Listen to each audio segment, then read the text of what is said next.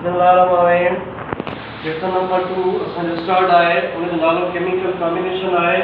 उन जी जेका असांजो टॉपिक पढ़ंदासीं ऐं इहा अहम बि आहे ऐं जेका फर्स्ट ईयर जे किताब में बि पिणु लिखियलु आहे, जेका असां 9th क्लास में दर्ज थियल आहे, उहा असां तव्हांखे बयानु करे ॿुधाईंदासीं। Empirical formula and molecular formula. Empirical formula खे असां EX सां ज़ाहिर कंदासीं, मॉलिक्यूलर फार्मूला खां MH सां ज़ाहिर कंदासीं। एम्पिरिकल फार्मूला चइबो कंहिंखे आहे, मॉलिक्यूलर फार्मूला कंहिंखे चइबो आहे। इन ॿिन्ही में फ़र्क़ु छा आहे, डिफरेंशिएट इन में कहिड़ो आहे, उहो इहो ई आहे। The empirical formula is the simplest ratio of the atoms in a molecule, or we can say it does not show the actual ratio of the atoms in a molecule. कंहिं बि molecule में एटमनि जो जेको असां ratio ॿियारींदासीं उहो या त simplest हूंदो, सिंप्लीफाई कंदासीं, सिंपलेस्ट रेशो आहे, या इहो एक्चुअल रेशो नथो ॾेखारे। मीन्स जेको फार्मूलो असांखे जेको मिलियलु हूंदो, ओरिजिनल फार्मूला मिलियलु हूंदो, उन जो मतिलबु सिंपलेस्ट रेशो हूंदो। मॉलिक्यूलर फार्मूला छा आहे? Molecular formula shows the actual जेको हक़ीक़ी फार्मूला आहे, actual ratio of the atoms in molecule. कंहिं बि मॉलिक्यूल में असांखे को बि असांखे मॉलिक्यूल मिलंदो, उन में एटमनि जो जेको तइदाद आहे, उहो तइदाद जेको हूंदो असांखे साॻियो ई मिलियलु हूंदो, हक़ीक़ी मिलियलु हूंदो, ओरिजिनल मिलियलु हूंदो। मसलन जेकॾहिं असां एग्ज़ाम्पल वठूं, for example molecular formula of benzene. Benzene जो फार्मूलो असांखे मिलियलु आहे C6H6 आहे। C6 हे जेके 6 इहे हिन जा एटम आहिनि, 6 atoms of carbon, 6 atoms of hydrogen. इहे एटम असां इन्हनि खे सिंप्लीफाई कंदासीं।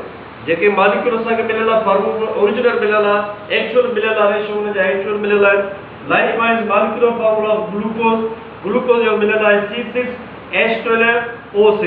इहो फार्मूला आहे ग्लूकोज जो। Molecular formula of butane, butane जो आहे carbon 4 atoms, hydrogen 10 atoms. Molecular formula of acetic acid, acetic acid CH3COOH, इहो फार्मूला आहे।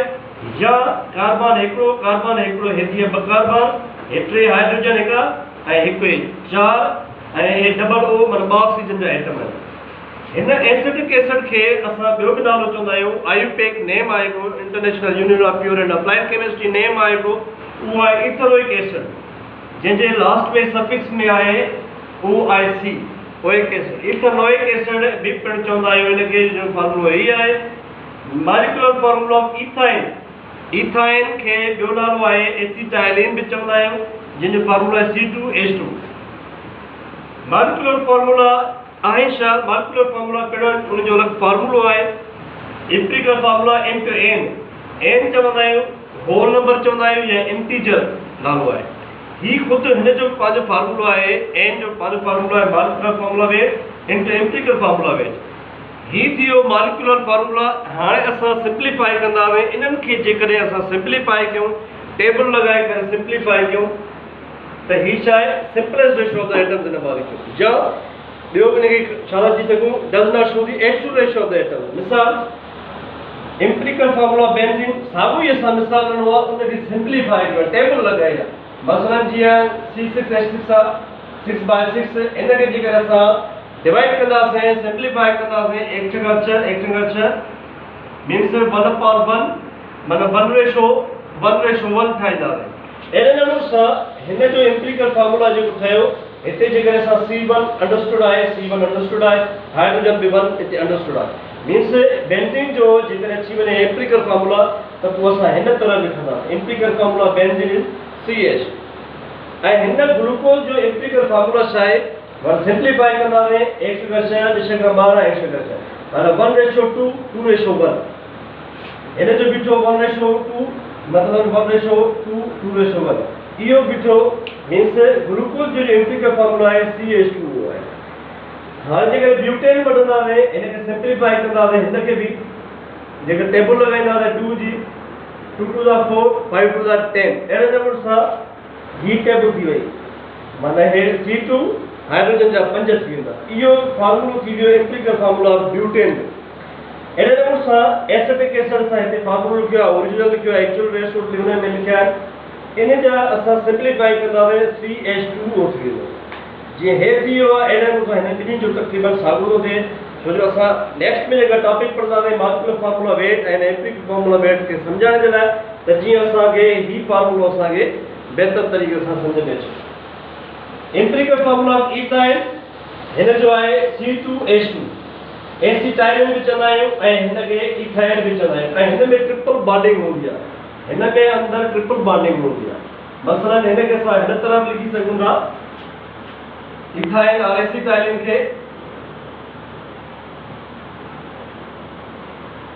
हिन तरह लिखी सघूं था हीअ आहे एसिटाइलिन या इथाइन हिन में ट्रिपल बॉन्डिंग हूंदी आहे ethyne molecular again empirical formula of ethyne CH3O हिन खे असां सिंप्लीफाइड कयो था CH3O इहो ई फ़र्क़ु आहे हिन ॿिन्ही में पर कुझु वरी माना अहिड़ियूं शयूं आहिनि मसलन नोट टू लिखियो आहे for many molecules empirical formula and molecular formula are same उहे साॻिया हूंदा आहिनि मसलन कहिड़ा कहिड़ा आहिनि उहा मां लिस्ट ठाही आहे कुझु हुन में आयनिक कंपाउंड्स आहिनि हिकिड़ा कोवलेंट कंपाउंड्स आहिनि मसलन फॉर्माल्डिहाइड CH2 हीअ जो एम्पिरिकल फार्मूला बि सेम आहे मॉलिक्यूलर फार्मूला बि सेम खपे अमोनिया आहे एम्पिरिकल फार्मूला बि सेम मॉलिक्यूलर फार्मूला बि सेम अमोनिया जो फार्मूला NH3 मीथेन हिकिड़ी गैस आहे जेका सुई गैस में ॿारनि में असां कमाणींदा आहियूं जंहिंजो रेशो तक़रीबन 95% आहे मीथेन सुई हिकिड़ो इलाइक़ो आहे बलूचिस्तान साइड जेके असां सुई गैस ऐं उनजी कंपोजिशन में मीथेन जो तमामु घणो रेशो हूंदो आहे मीथेन गैस खे पिणु मार्श गैस बि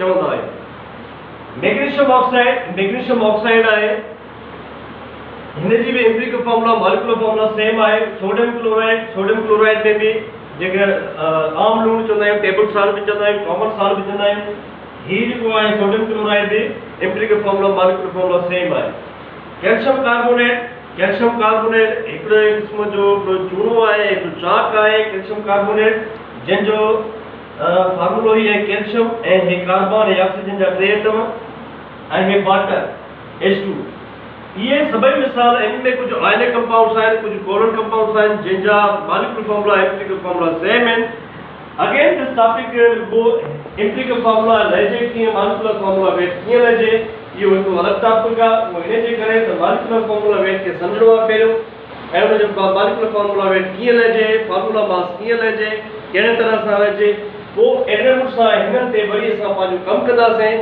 इहो असांजो सुभाणे वारो टॉपिक आहे असां उहा कंटिन्यू कंदासीं इन्हनि खे सम्झण जे त जीअं असां फार्मूला में पंहिंजा वैल्यूज़ जेके आहिनि पुट करे सघूं ऐं फार्मूला वेट ऐं ग्राम फार्मूला वेट असां ॾेई करे उन्हनि जा वैल्यूज़ असां ॾेई करे हिन खे सम्झंदासीं पोइ हिन फार्मूले खे असां पुट कंदासीं ऐं कुझु वरी कुझु स्टेप्स थींदा आहिनि एम्पिरिकल फार्मूला लहिजे कीअं मॉलिक्यूलर फार्मूला लहिजे कीअं उनजी कैलकुलेशन कीअं कजे इहो हिकिड़ो अलॻि टॉपिक आहे However, ही जेकी आहे एम्पिरिकल फार्मूला मॉलिक्यूलर फार्म में असां में डिफरेंस कुझु असां तव्हांखे ॿुधायोसीं नेक्स्ट अञा कंटिन्यू ज़रूरु हलंदो छो इहा टॉपिक वरी ॿिए टॉपिक सां सलाड़ियल आहे होप यू मस्ट अंडरस्टैंड ऐं हिन में जेके कंफ्यूजन आहे त तव्हां सवाल करे सघो था you have right to ask the question ऐं हिन में जेके तव्हांखे पसंदि आयो हुजे हीउ वीडियो तव्हांखे पसंदि आयो हुजे त हुनखे तव्हां सब्सक्राइब कयो लाइक कयो ऐं ॿियनि दोस्तनि ताईं तव्हां ट्रांसफर कयो नॉलेज तव्हां ट्रांसफर कयो तव्हांजो बि हलंदो आहे थैंक यू वेरी मच